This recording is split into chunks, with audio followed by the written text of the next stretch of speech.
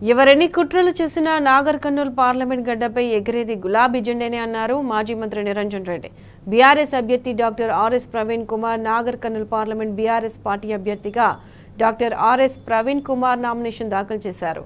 మాజీ మంత్రి సింగిరెడ్డి నిరంజన్ రెడ్డి, మాజీ ఎమ్మెల్యేలు మర్రి జనార్దన్ రెడ్డి, గువ్వల బాలరాజు, జైపాల్ యాదవ్తో కలిసి ఎన్నికల అధికారి కలెక్టర్ ఉదయ్ కుమార్కు నామినేషన్ పత్రాలు సమర్పించారు.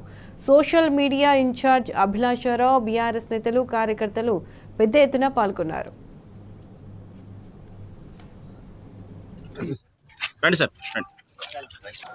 నాగర్ కర్నూల్ ఎస్సీ నియోజకవర్గంలో నేను భారత అభ్యర్థిగా నామినేషన్ ఫైల్ చేశాను. చాలా ఆనందంగా ఉంది.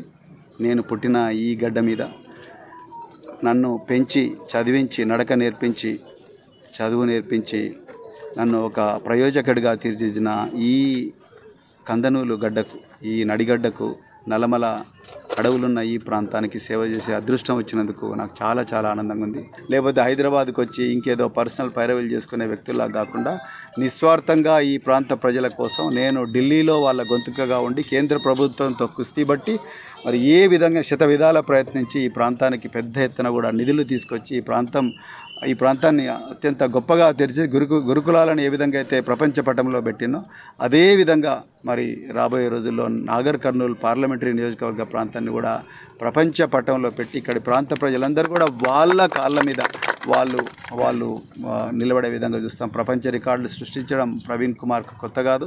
సో మరి కేసీఆర్ గారి నాయకత్వంలో నాకు ఇచ్చిన ఫ్రీడమ్ను వాడుకొని నేను తప్పకుండా ఆ రోజు ప్రజలందరికీ కూడా అంటే విద్యార్థులందరికీ కూడా చాలా గొప్పగా తయారు చేశాను. ఈరోజు మరి వారి ఆశీర్వాదంతో ఇక్కడున్న మరి అగ్రనాయకులు వాళ్ళందరి ఆశీర్వాదంతో వాళ్ళందరి సహకారంతో వీళ్ళ వెనుక ఉన్న నాయక గణం మరి ఈ లక్షలాది మంది నాగర్ కర్నూల్ ప్రజల ఆశీర్వాదంతో తప్పకుండా నేను విజయ దుంది ముగిస్తాను.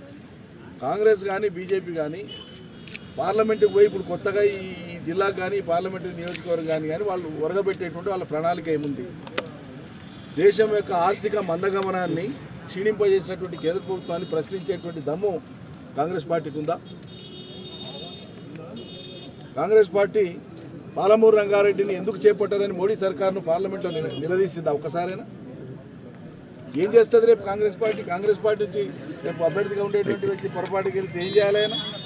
మళ్ళీ యథాలాపంగా గతంలో లాగానే ఏపీ భవన్లో ఇడ్లీ దోశ తిని రావాలి, హైదరాబాద్కి వస్తానంటే ముఖ్యమంత్రి కార్యాలయం చుట్టూ తిరగాలి, నాగర్ కర్నూల్ పార్లమెంట్లో కనిపించిన వాళ్ళకి నమస్తే పెట్టుకుంటా పోవాలి. అంతే కదా ప్రజల జీవితాల్లో వచ్చే మార్పు ఏంది?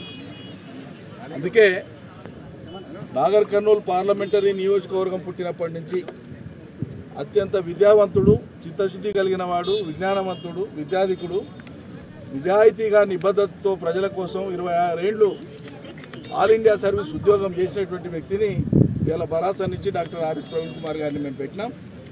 ఆయన పార్లమెంట్లోకి పోతే రేపు రొటీన్గా ఉండేటువంటి పార్లమెంట్ మెంబర్ కాదు ఆయన చిన్నపిల్లల్ని గ్రామీణ ప్రాంతాల నుంచి చెప్పులు లేకుండా, కడుపులో అన్నం లేకుండా వచ్చినటువంటి పేద పిల్లల్ని ఉన్నత విద్యావంతులు చేసి వాళ్ళ ప్రపంచంలోని 4 దేశాలకు పంపించినటువంటి ఘనత ఆయన విజ్ఞానంతో.